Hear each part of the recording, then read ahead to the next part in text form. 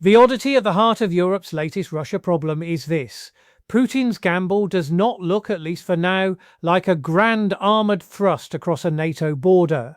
It looks smaller than that, murkier than that, more deniable, more slippery, more plausibly shrugged off at a press conference. And that is precisely why it is causing such unease. European experts now rank a disruptive hybrid strike on critical infrastructure above a classic military invasion as the most likely and one of the most damaging threats facing the continent. So, the question is not whether Putin wants to alarm Europe. Of course he does. The real question is whether he has found the perfect pressure point, a way to weaken Europe without triggering the one response he cannot afford, namely a fully united and strategically serious European bloc. Viewers may already suspect where this is going. What makes this gamble so dangerous is also what makes it so risky.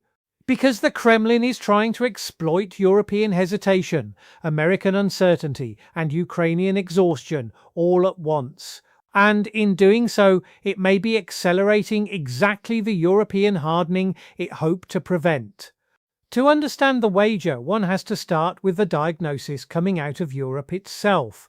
A continent-wide survey of 501 European experts found that the top risks for 2026 were not simply Russia's continued aggression, but also attacks on critical infrastructure, and the possibility that a ceasefire in Ukraine might arrive on Russia's terms. That is a striking combination. It suggests that Europe increasingly sees the danger not as one dramatic battlefield event, but as a slow political and strategic erosion. Russia, in other words, is betting on corrosion. It is betting on frayed nerves, split coalitions, damaged cables, sabotaged systems, manipulated information, and a creeping sense that the democratic world is too tired to hold its line. This is not the blitzkrieg model, it is the mildew model, less cinematic, more insidious, and rather more suited to a Russia that wants to project menace without inviting catastrophe. The Kremlin may deny all this, naturally. The Kremlin denies practically everything except gravity. But Europe's own institutions are now describing the pattern in very plain terms. And why now? Because the strategic environment looks tempting from Moscow? The transatlantic relationship is under exceptional strain. The BBC describes Europeans as feeling squeezed between an expansionist Russia and an unpredictable United States, with Ursula von der Leyen saying that some lines have been crossed that cannot be uncrossed and that Europeans have suffered shock therapy. Meanwhile, EU analysts warn that a ceasefire in Ukraine on Russia's terms would reward aggression and leave Europe with a permanently unstable frontier. That is the opening Putin seems to see. If Washington looks distracted or transactional, if Kyiv is pushed towards a shabby compromise, and if Europe remains nervous about escalation, then pressure below the threshold of open war may yield real concessions. It is a familiar imperial calculation. Probe the softer edge. Test the wiring. Find the weak cabinet in the coalition. Repeat. But here comes the first twist in the story. Openings can be misread. The fact that Europe is anxious does not mean Europe is passive. Indeed, the anxiety itself is beginning to produce a harder response. Take energy, where Putin once held what looked like a formidable instrument of leverage. Before the full-scale invasion of Ukraine, Russia supplied more than 40% of the EU's gas. By 2025, that figure had fallen to around 13%. The EU has now legally approved a ban that halts Russian LNG imports by the end of 2026 and pipeline gas by the 30th of September 2027, with penalties for companies that fail to comply reaching as high as 3.5% of global annual turnover. Brussels is also still working towards locking in a permanent phase-out of Russian oil imports by no later than the end of 2027, even if sanctions tied directly to the war were one day lifted. That last point matters enormously. It means Europe is not merely sanctioning Russia for present behavior, it is trying to remove Russia as a structural source of future leverage. Peskov grumbled that Europe was shooting itself in the foot. One has to admire the brass neck. When a supplier loses most of its market share, faces legal exclusion from what remains, and responds by insisting the customer is the one in trouble, that is less a show of confidence than a case study in denial. And then there is defense, where the Russian pressure campaign may be backfiring in an even more consequential way. The European Commission's white paper on defense argues that Europe needs a strong and sufficient defense posture by 2030. It proposes borrowing €150 billion for defense loans, loosening fiscal rules that could mobilize another €650 billion, and pushing joint procurement in areas such as air defense, artillery, missiles, drones, cyber warfare, and infrastructure protection. Defense spending by EU countries had already risen by more than 30% between 2021 and 2024. Kaja Kallas warned that Russia's economy was in full war mode, with 40% of the federal budget going to the military. Andrius Kubilius put the matter with almost insulting clarity. 450 million EU citizens should not have to depend on 340 million Americans to defend themselves against 140 million Russians who cannot defeat 38 million Ukrainians. That is not the language of a continent curling up in fear.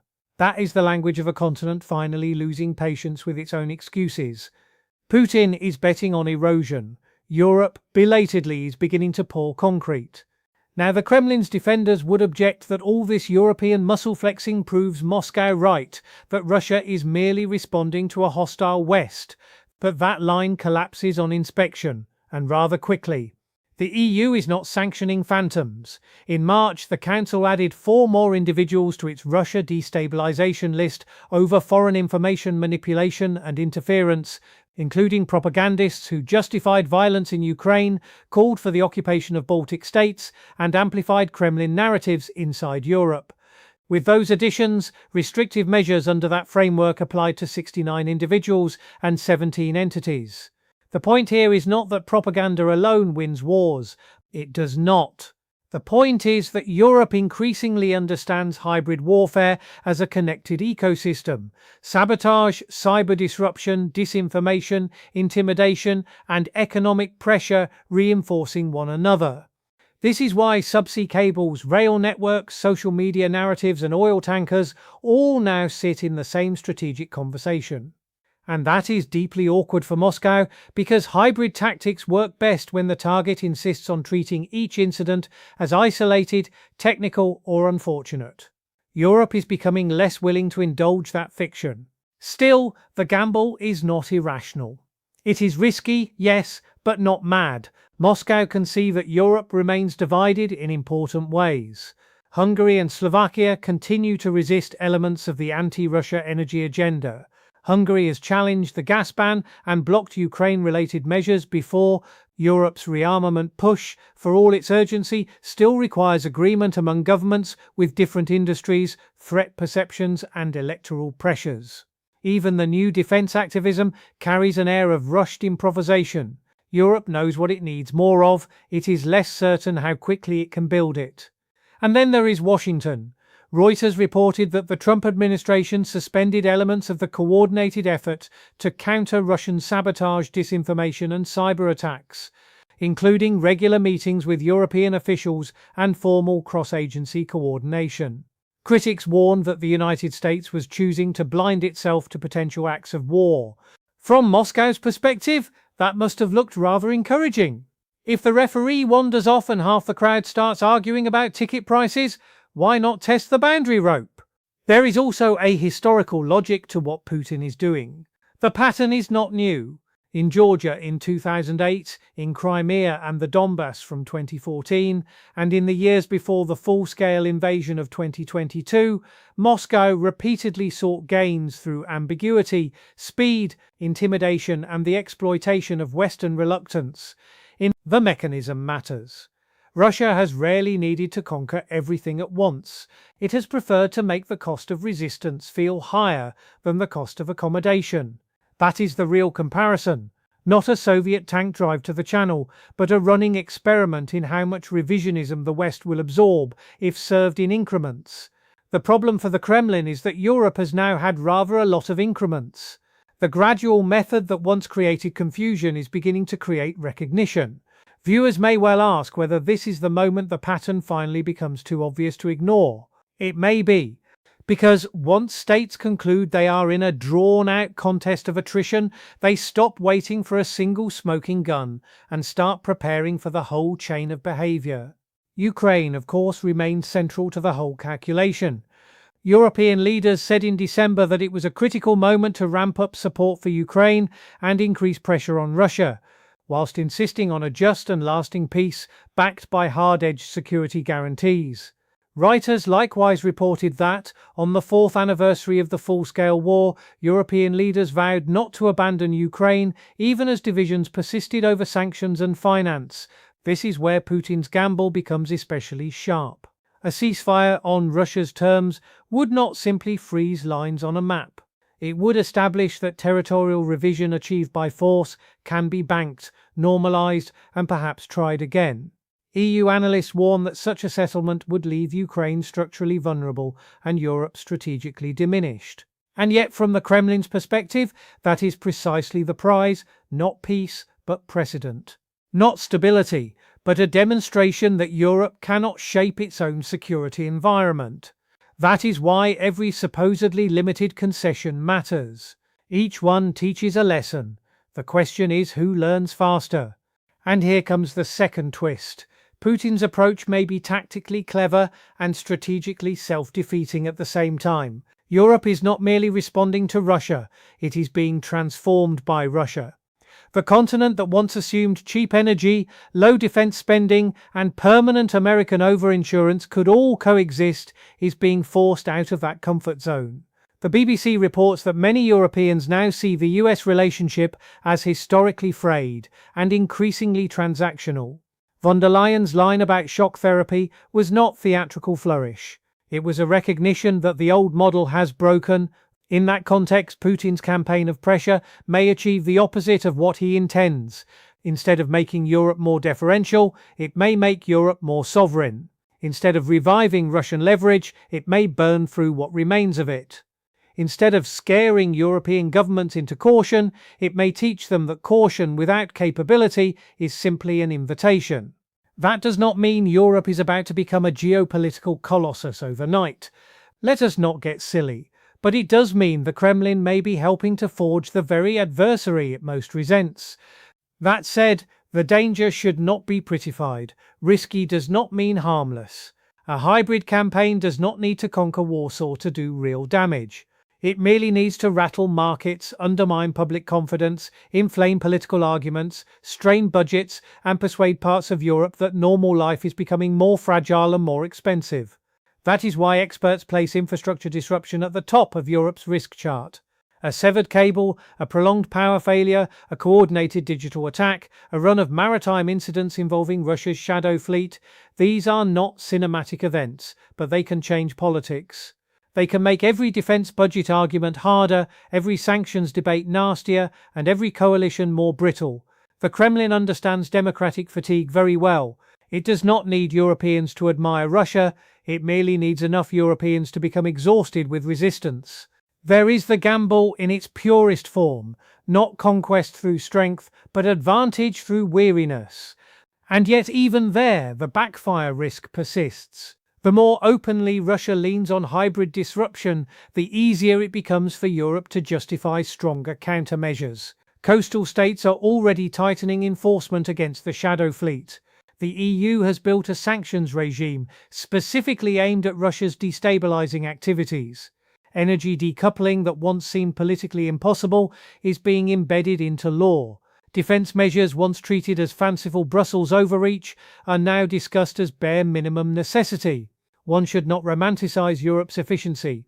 Brussels can make a Byzantine court look brisk. But once the machinery begins moving, it tends to accumulate rules, penalties, procurement structures, and legal permanence. That is not glamorous, but it is formidable. Putin may think he is playing against a differing committee. He may in time discover that committees can be alarmingly stubborn when finally offended. There is another problem for Moscow. A Russia in full war mode is not a model of limitless resilience. It is also a sign of distortion. Pouring 40% of the federal budget into the military can sustain aggression for a time, but it narrows options elsewhere and ties regime legitimacy ever more tightly to confrontation. The Kremlin is therefore locked into a nasty paradox. If pressure on Europe slackens, Russia looks weaker. If pressure intensifies, Europe hardens further. If a ceasefire locks in gains, Europe rearms to prevent a repeat. If no ceasefire comes, Russia continues paying the costs of a grinding war, whilst Europe adjusts its systems around long-term resistance.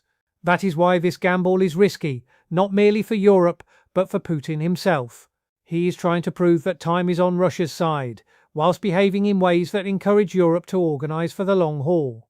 Empires often make that mistake. They interpret hesitation as decay and adaptation as impossible, right up until the target they meant to intimidate becomes structurally more dangerous. Bringing all this together, the pattern is quite clear. Putin's gamble in Europe is not a dramatic march westward, but a slower and more cunning attempt to erode European resolve through hybrid pressure, energy intimidation, political division, and the pursuit of a Ukraine settlement that rewards force. It is raising eyebrows, because the method is subtle enough to be dangerous and obvious enough to be recognized. And that is the contradiction at the center of the whole affair. The gamble may wound Europe before Europe fully adjusts, but it is also pushing Europe towards the very strategic seriousness Russia hoped to prevent. If this pattern continues, the next phase of the contest will not be defined by spectacular Russian victories. It will be defined by a grim race between European adaptation and Russian disruption, between institutional hardening and democratic fatigue. That is the real stakes of this moment. Putin is betting on erosion. Europe is learning slowly and expensively that erosion only stops when the ground beneath it is made firmer. And history may yet record the final irony. In trying to frighten Europe back into weakness, Putin may become the man who finally forced it to grow up.